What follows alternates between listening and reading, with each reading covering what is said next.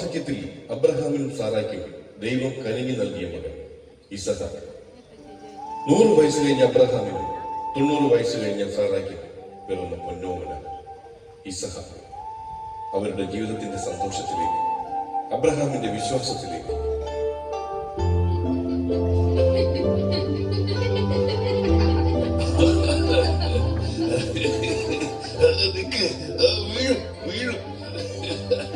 ഓടല്ലേ ഓടല്ലേന്ന് ഓടില്ലേന്നല്ലേ പറഞ്ഞത്. വീഴുട ഞാൻ പിടിച്ച് എന്റെ കാര്യം.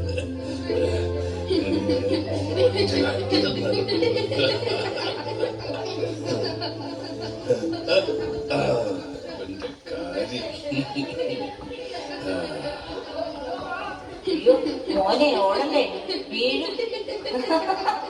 മക്കളെ ഇസഹാക്കിനെ നോക്കണേ.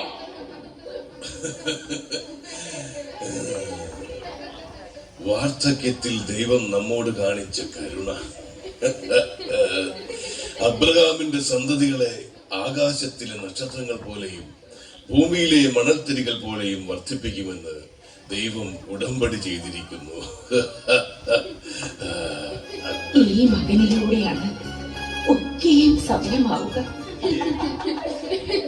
ഈ കാണുന്ന പ്രദേശമെല്ലാം നിനക്കും നിന്റെ സന്തതി പരമ്പരകൾക്കും അവകാശമായി തരുമെന്ന് പറഞ്ഞ ദൈവം, എന്റെ പരിചയം അഭയവുമായ ദൈവം, വാഗ്ദാനങ്ങളിൽ വിശ്വസ്തനായ ദൈവം.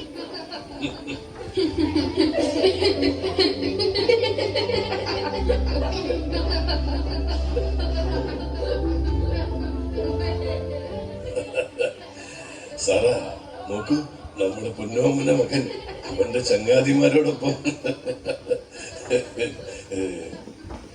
അതെ അതെ, ഈ വാർദ്ധക്യത്തിൽ ഇതിൽ പരം സന്തോഷം വേറെ എന്ത് കിട്ടാൻ. മതി മതി കളിച്ചത്, ഞാൻ കഴിക്കാൻ എന്തെങ്കിലും എടുത്തോണ്ട് വരാം. അത് ശരിയാ, ഞാനും ഒന്ന് വിശ്രമിക്കട്ടെ.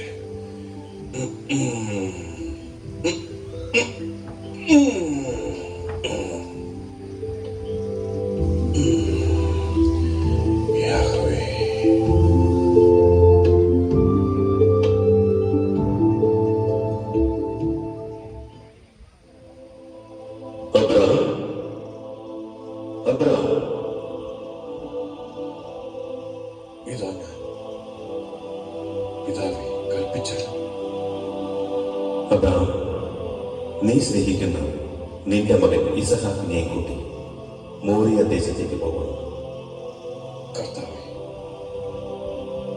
മോറിയ, ഞാൻ കാണിച്ചു തരുന്ന മലയുടെ മുകളിൽ നീ ഒരു ബലിവേദി ഒരുക്കണം. ആ ബലിവേദി നിന്റെ മകൻ ഇസഹാക്കിനെ എനിക്കായി ദഹന ബലി അർപ്പിക്കണം.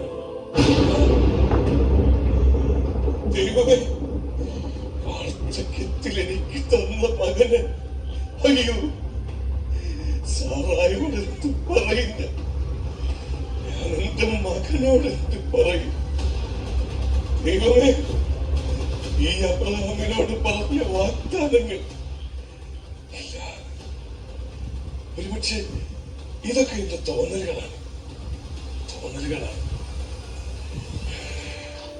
അല്ല അല്ല, തോന്നലല്ല. ദൈവം വെറും ഒരു തോന്നലല്ല. ഞാൻ കണ്ടറിയുന്ന, ഞാൻ അനുഭവിക്കുന്ന സത്യമാണ് ദൈവം. ഈ നിമിഷങ്ങളിൽ ഞാൻ എന്താണ് ചെയ്യേണ്ടത്? ഞാൻ എന്റെ മകനെയും കൊണ്ട് എവിടെയെങ്കിലും ഒളിച്ചോടിയാൽ ഈ പ്രപഞ്ചം നിറഞ്ഞു നിൽക്കുന്ന ദൈവത്തിന്റെ കൺമുന്നിൽ നിന്ന് ഈ അബ്രഹാം എവിടേക്ക് ഒളിച്ചോടാൻ?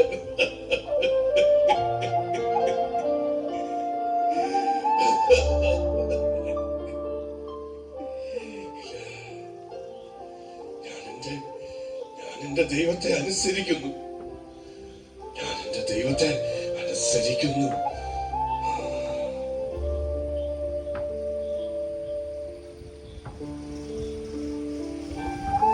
ഇതുകൂടെ കഴിക്കും മോനെ, കുറച്ചുകൂടെ.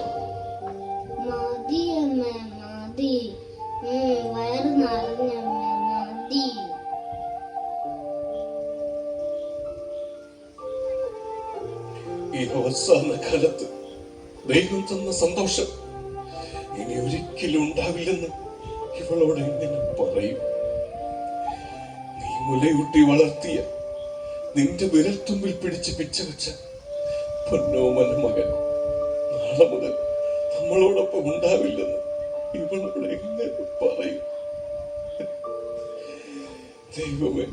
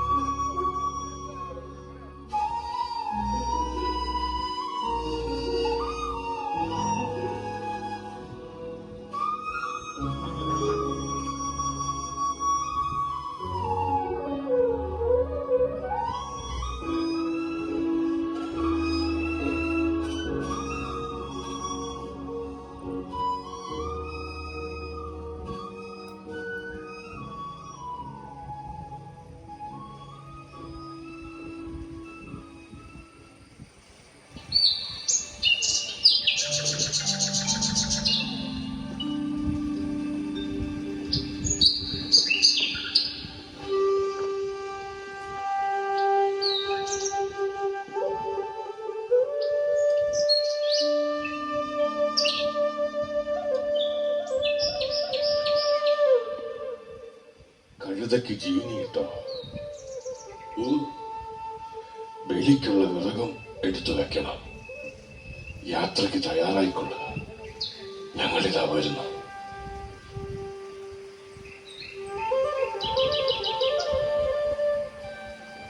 എവിടേക്കാണ് ഈ അതിരാവിലെ തന്നെ? മോറിയ ദേശത്തേക്ക്.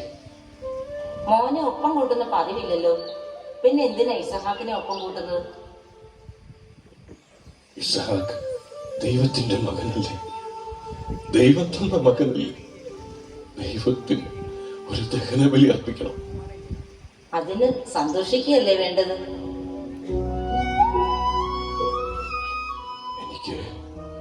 എനിക്ക് സന്തോഷമാണ്. മനസ്സോടെ ബലിയർപ്പിക്കണം, പൂർണ്ണ സന്തോഷത്തോടെ.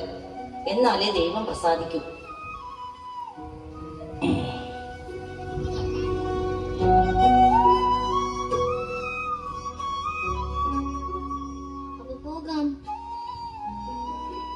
പോകാം. അതിനു മുമ്പ് അമ്മയ്ക്കൊരു മൊത്തം കൊടുത്തേക്കും.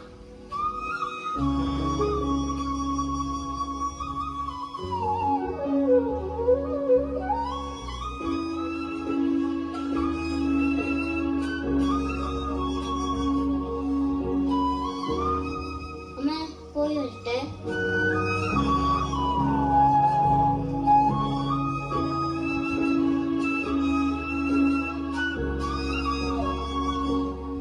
മോനെ, അപ്പന്റെ കൈ പിടിച്ചോണം. ദൈവത്തിന് ബലിയർപ്പിക്കുമ്പോൾ നന്നായി പ്രാർത്ഥിക്കണം. കനിവിന്റെ നിധി പേടകത്തിൽ നിന്നും അനുഗ്രഹങ്ങൾ വാരി കോരി തരണേന്ന്, കൂട്ടിന് മാലാഖമാരുണ്ടാകണേന്ന്. ശരി അമ്മേ.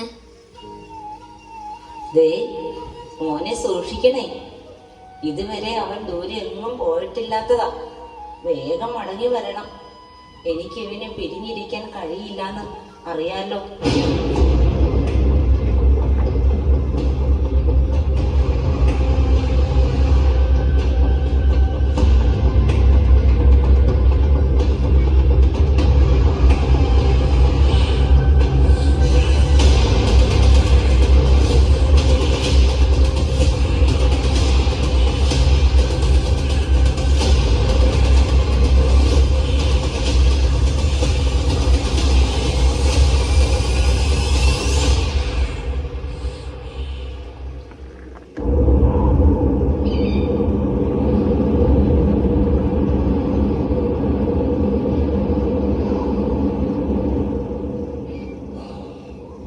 വിശ്രമിക്കുക.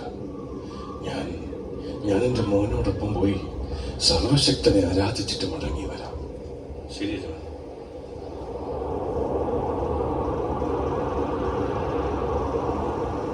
നടക്കുക.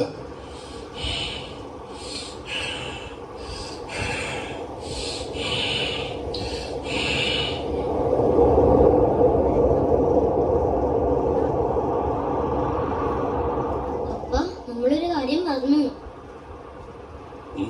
എന്താ? വലിക്കുള്ള തീയും വിറക് കൊടുത്തപ്പോൾ കുഞ്ഞാടന് മാത്രം കരുതിയില്ല. ബലിക്കുള്ള കുഞ്ഞാടിനെ ദൈവം തരും.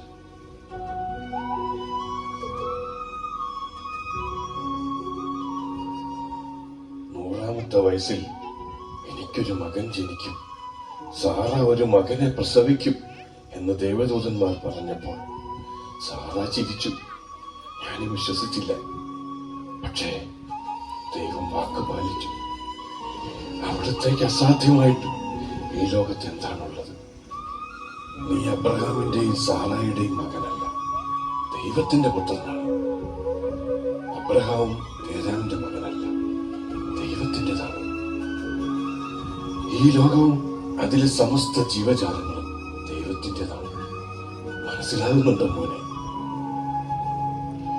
അപ്പോ ഇസഹാക്കിന്റെ അവകാശി ആരാണ്?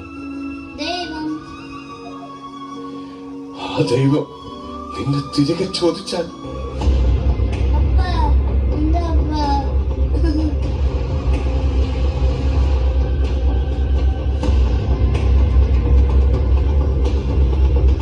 ദഹനബലിയായി സ്വന്തം മകനെ വേണമെന്ന് ദൈവം പറഞ്ഞാൽ മനസ്സോടെ കൊടുക്കണ്ടേ ഞാൻ?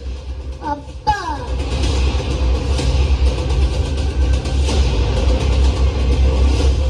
കർത്താവേ, ഇതാ ഞാൻ ദഹനബലിയായി എന്റെ മകനെ അങ്ങേക്ക് സമർപ്പിക്കുന്നു.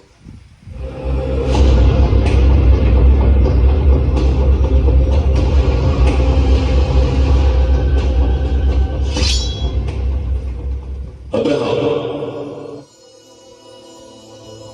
നീ കുട്ടിയുടെ മേൽ കൈവയ്ക്കരുത്. നിന്റെ ഏകപുത്രനെ പോലും എനിക്ക് തരാൻ തക്കവിധം നീ എന്നെ ഭയപ്പെടുന്നു എന്നെനിക്ക് ഉറപ്പായി. അതിനാൽ ഞാൻ നിന്നെ സമൃദ്ധമായി അനുഗ്രഹിക്കുന്നു. നീ മകനേക്കാൾ മറ്റെന്തിനേക്കാൾ എന്നെ സ്നേഹിക്കുന്നു.